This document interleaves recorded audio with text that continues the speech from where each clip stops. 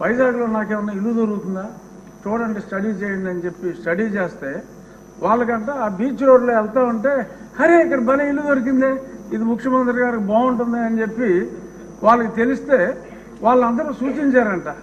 సరే that's all right, అందులోనే ఉందాం, పోనీ టూరిజం వాళ్ళకి చెప్పి అందులోనే ఉందాం, వాట్ ఈస్ దేర్, నాకు ఎక్కడైనా పర్వాలేదు, ఐఎమ్ ఏ సింపుల్ మ్యాన్ అని చెప్పి దానికి ఆయన అంగీకారం తెలిపారు.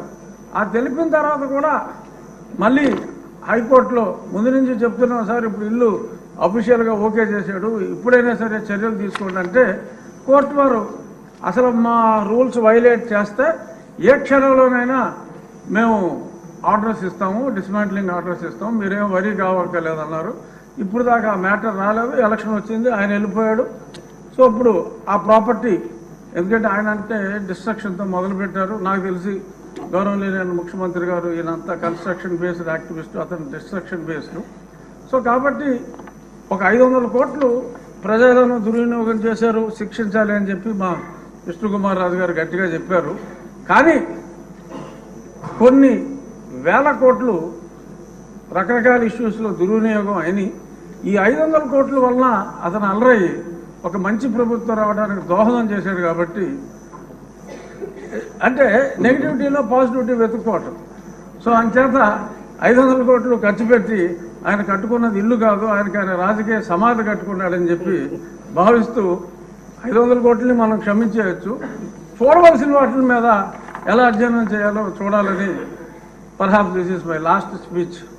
ఇక్కడ కూర్చుని మళ్ళీ దాలిక కట్ కాబట్టి దీని మీద లాస్ట్. సో దీని మీద రేపు జరిగే చర్చ ఆసక్తిగా ఇవ్వచ్చా? సో ఇది నా పర్సనల్ ఒపీనియన్లో, అంటే నేను వేసిన కేసు కూడా అప్పుడు కొట్టివేయమని అడిగాం, ఇప్పుడు కొట్టివేయకూడదు కాబట్టి నా కేసు కూడా ఇంకా ఇన్ఫ్రాస్ట్రక్చర్స్గా నేను వెనక్కి తీసుకుంటాను. రామకృష్ణ బాబు గారు కూడా అసెట్ ఉండాలి కాబట్టి అప్పుడు మేమంతా కూల్చేమన్నాం.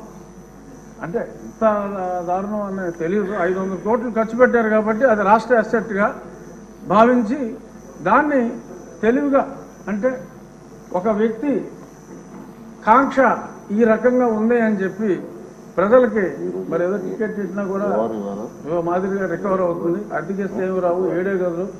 సో అంచేత దాన్ని